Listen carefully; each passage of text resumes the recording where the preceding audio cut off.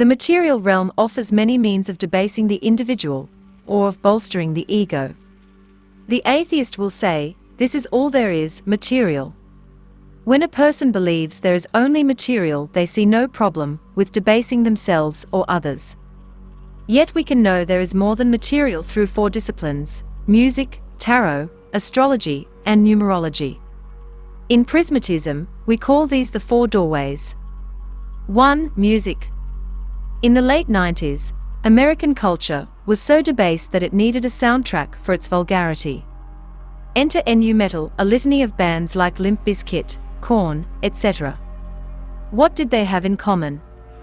Besides contextual themes like child molestation, and doing it all for the nookie, structurally, they shared an instrument tuning. By literally detuning the lowest strings, these bands created a heavy sound that paralleled the necessary catharsis for degraded culture. The fact that this alternate tuning to standard concert pitch resonated so well contextually with the times showed that the necessary vibrations to speak to volumes of dispossessed youth were that of slack-tuned, distorted timbres. But why? Because the tone emulated an emotional landscape of nihilism, hedonism, and depression. Music is nothing but vibration and interval. You could tune that string all the way down to inaudible pitch, and strum once every 10 years, and you'd have the heaviest song ever. But would it sell records? No. The moving away from consonant, happy melodic structures and toward dissonant, angry tones is just a hypothetical space, and the only reason it works is because of the interior of millions of people being angry, nihilistic, or needing catharsis. If you're looking to point a finger, it should be at the society that creates such anger in its populace, and not the artists that reflect that anger. Music can reflect the interior self of millions of people simultaneously. If your Lawrence Welk listening grandma heard Dillinger Escape Plan, it would sound like vile nonsense to her. There are sub-zeitgeists that can be measured in tonality and cultural signifiers, such as the emulation of American black rock and roll artists by British teens in the 60s.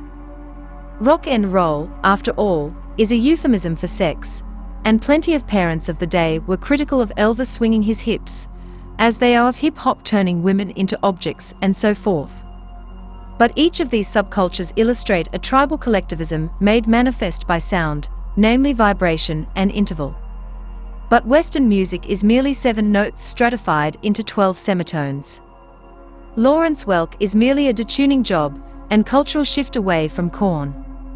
Idolizing heroin addicts like Kurt Cobain or Axl Rose for the role they play in society as a kind of sonic shaman offering a lifestyle that is not working 9 to 5, etc., is just a byproduct of the cultural, not a failing of the individual. 1 beyond 7 is not 8, it's 1 again, because you've reached the tonic, or root note, at another octave, or a higher or lower vibration of the same note. 7 tones. What else are there 7 of? Planets. 7 is observed as the number of God throughout the Bible. Through these 7 tones, man has created a billion iterations of music, for a million purposes.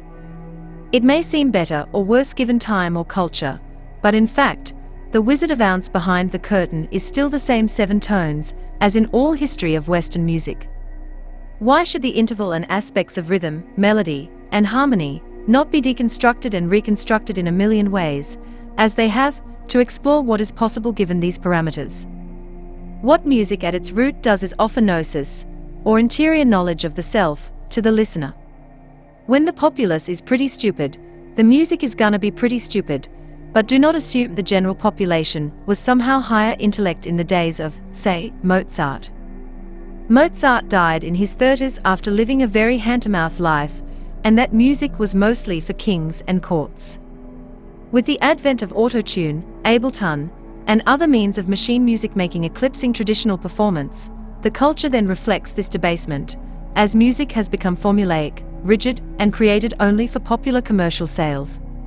The major music labels know what you want, which is 3 minutes of song about common relationships with formulaic chord progressions and computer-enhanced vocals. Consider music is an abstraction of the interior, spiritual self. When people like Hollywood narratives, with happy endings and sensible beginnings and endings. That's what you get out of the music. Through music you can see that there is a little person inside you running the controls.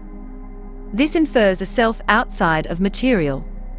With the right vibration and interval your soul is set aflutter, or your anger is quelled. What part is this music touching? Your toes? Your hair? No, it must be another self, not physically available. 2. Astrology. Since we can prove astrology to be true, it goes without saying that there is a self destined to become rather than that which is just being. If that is so, you are coexisting with millions of other destinies for your time on Earth. It then stands to reason also that some, if not all, of your major relationships are kismet, and if those relations are kismet, so your existence must also be. With several interlocking spirals of kismet relationships, there can be only purposeful existence, however obscured by divergent rationales. Through astrology people can predict what will happen to an individual by interpreting the positions of planets at one's birth and throughout one's life. The Sun, Moon, Jupiter, etc. are impacting the tone and behavior of people that you know and love, or hate. Have we not made a major mistake then, perceiving these bodies as just floating balls of gas or rock in space?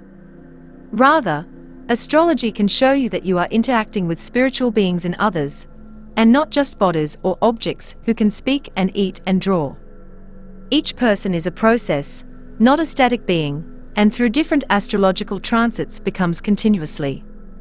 You intersect with their becoming intermittently if you have some karmic transaction to fulfill.